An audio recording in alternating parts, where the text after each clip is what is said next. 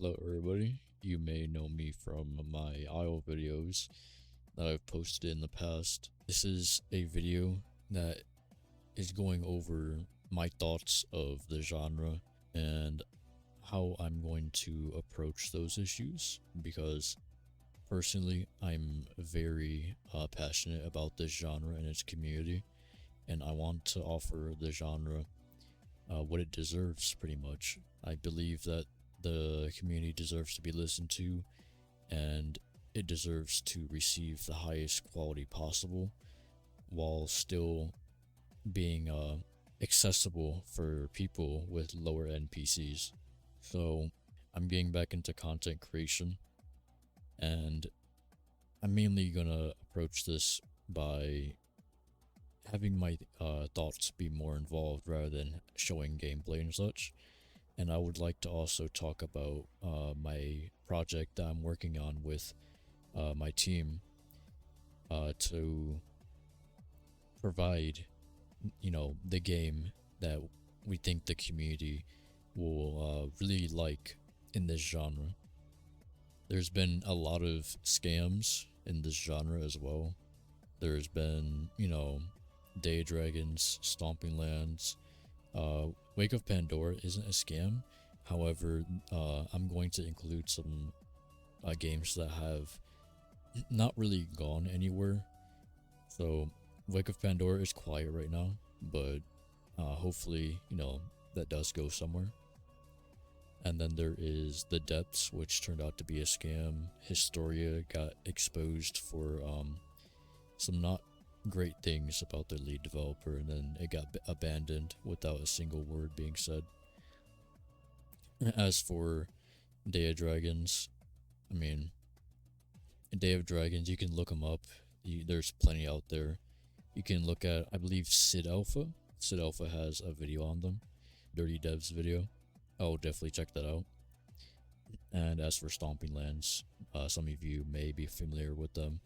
That was also a scam. It never went anywhere. I would like to also talk about the balancing issues in this genre, because I feel like, for example, I'm going to talk about the big three the most. So Path of Titans, The Isle, and Beast Bermuda. And Path of Titans, it is a very flexible game when it comes to balance. However, I feel like with the inclusion of mods, it makes it very difficult to balance properly. And there is also, as far as I know, no balancing team that is very involved for the main balancing of the vanilla creatures in the game. And so Path of Titans still has issues with balancing here and there. And then there is The Isle, which is very well known for having very questionable balancing, especially with their apexes and such. And I do believe that the balance has kind of degraded over time, and it's kind of difficult to really prove that exactly, because the roster has also grown over time. And so of course there is more creatures that were not there when balancing was better. But I do believe back in like update 2 to 3.5 maybe was probably the best balancing in the game. You had huge packs of raptors. You still had a bunch of Carnos, but the Carnos were at least killable. Stegos were definitely very killable for raptors, and sometimes even Carnos, which me personally, I enjoyed at least standing a chance against a Stego as a Carno. It felt very rewarding for playing well and timing your bites and stuff. But that's not so much of a thing anymore.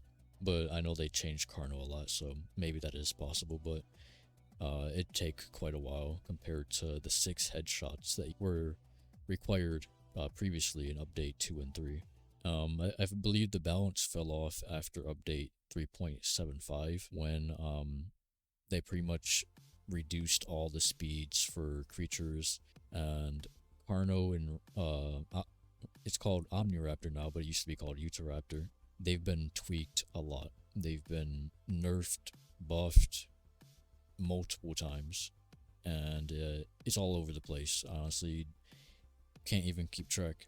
But as far as I know, the balancing is still quite the issue, especially with Ceratosaurus recently being a meta, and I believe they may have fixed that, but Ceratosaurus is definitely meta, probably still is.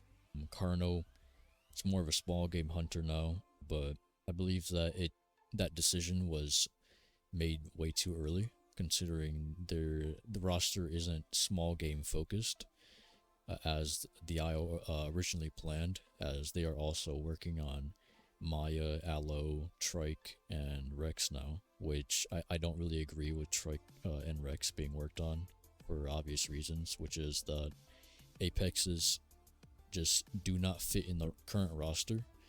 They should not be there so soon, especially when you don't even have a fleshed out mid tier roster. And even with a fleshed out mid tier roster, those mid tiers and lower would still struggle against that Apex. And so it kind of puts into perspective just how far away we are from Rex being implemented in a proper way that will be balanced. But they want to do this early for whatever reason. I would also like to talk about the community neglect in this genre. Actually, going back to discuss Beast Bermuda, Beast Bermuda's balance is also really wacky. I've noticed that their lead developer doesn't really care for balancing the game. It's mainly a social game at this point, and the grind is like, the second priority, I guess. But either way, the balance is very inconsistent, and it's just very unbalanced. They recently nerfed their Moza, but before that, Moza was a pain in the ass. Especially because you get grabbed, and if it's like a huge ass Moza, then pretty much doesn't matter what size you are, you're still gonna get grabbed. The unlimited growth in the game is what really throws off the balance, and I do not believe they will ever remove infinite growth. And not only that, but their lead developer just kind of thinks it's funny whenever something is broken. Like, they'll joke around how, for example, Trope may be broken, but they're not going to fix it because it's funny. I've personally seen a comment from that lead developer saying something like that on an old Beast Bermuda video, but I don't know where that comment would be. I don't remember the video name, but I would like to put that out there. And this genre has quite the history for YouTubers creating videos on the issues of the genre, just like this video pretty much. However, instead of just kind of talking about the issues and continuously milking the content of complaining about the game pretty much, I want to offer an actual solution to these issues. Because let's be real, none of these games, except for like maybe Path of Titans, is gonna listen to their community. They don't care. It's a passion project in their eyes. They have enough money to roll in pretty much that it's not gonna matter what people think. They're gonna do what they want with their project, and people are still gonna play the game pretty much. And you can see that with the Isle. They don't even listen to their own QA most of the time. They like cherry pick some small ideas from QA and maybe like, of course the bugs and stuff.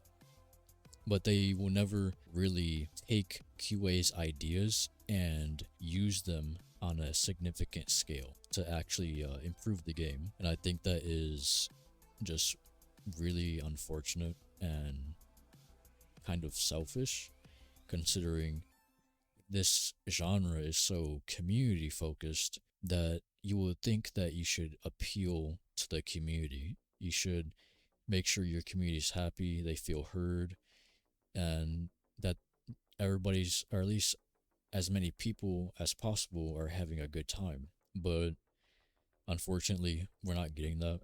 The lead developer of The Isle, Dondi, appears to have a narcissistic personality disorder, and there's also a TwitLonger post somewhere out there of a TwitLonger post that he made that goes over his kind of emotions and such, and he's expressed how he cannot feel better no matter what he does.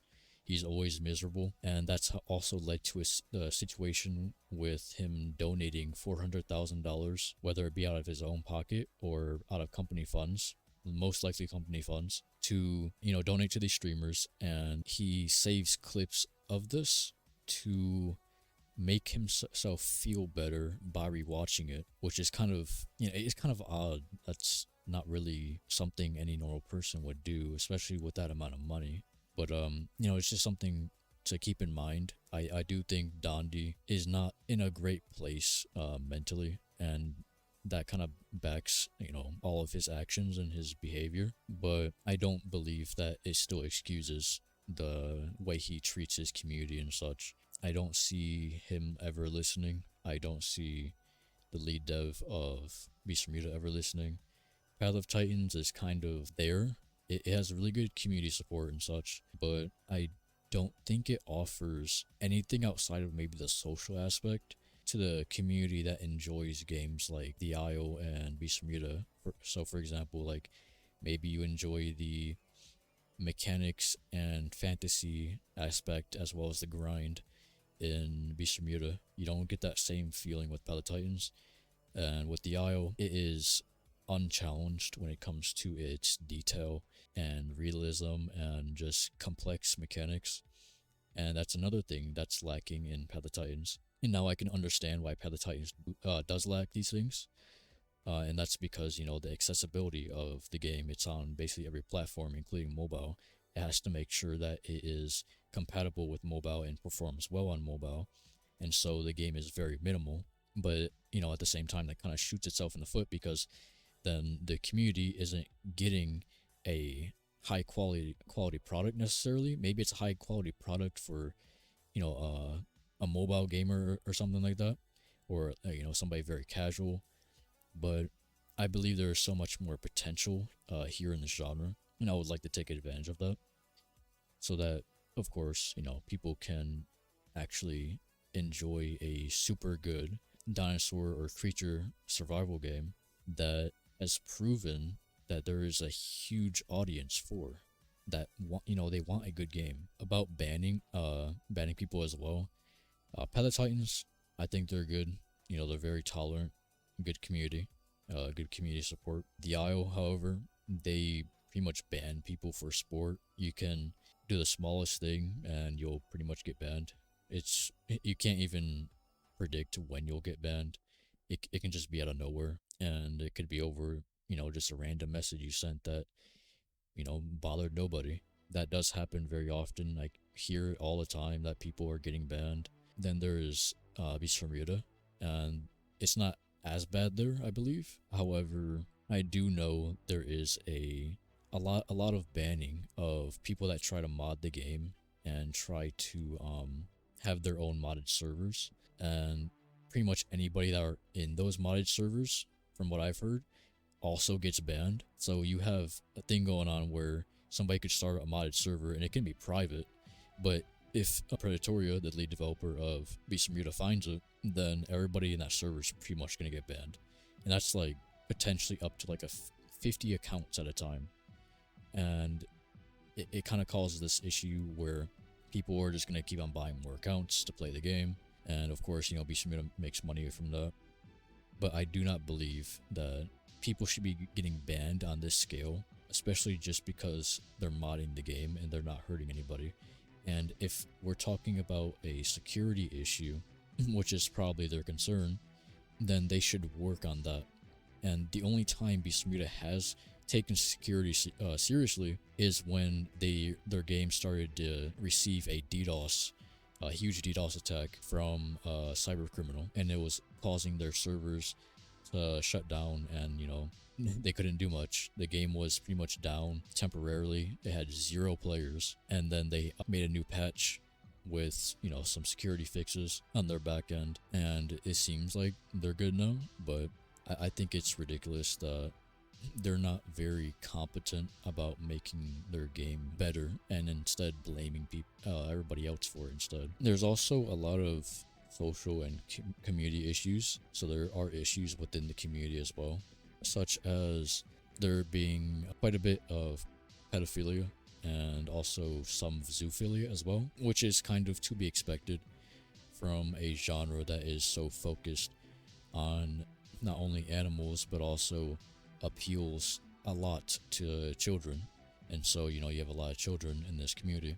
However, there are cases where, for example, in the Isle in the past, they had a developer that was named Paradigm Shift. There were rumors, quote unquote rumors, of Paradigm Shift being a pedophile, and the developers of the Isle backed this, or defended this, by saying that it was only rumors, and Punch Packet himself said that he was putting his reputation on the line, saying that they are rumors, only for these quote-unquote rumors to be found out to be true later on, and then Paradigm Shift was, of course, fired, and, you know, everybody moved on from that, I guess. There is also some SidAlpha videos on that as well. You know, there's Dirty Dev videos on the Isle situation. There are multiple of them because the Isle has a ton of drama in its history, and that's because of a lot of community issues. The community's not happy, and also the devs are kind of careless, you know. There's also a zoophilia issue, mainly prominent in Beast Bermuda. A big issue is that there is a zoophile on their team right now, and I'm going to say this is alleged, and everything that I've said in this video is going to be alleged just for legal reasons, but you can do your own research. I will also provide evidence as well. But there is a document out there that proves all the zoophile allegations that I'm making right now.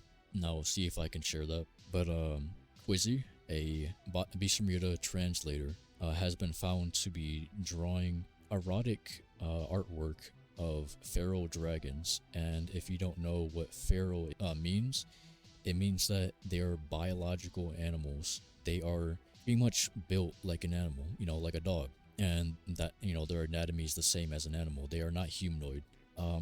They draw erotic artwork of feral dragons, and they are also the partner of Detestation, which is a developer in the Beast Bermuda team right now.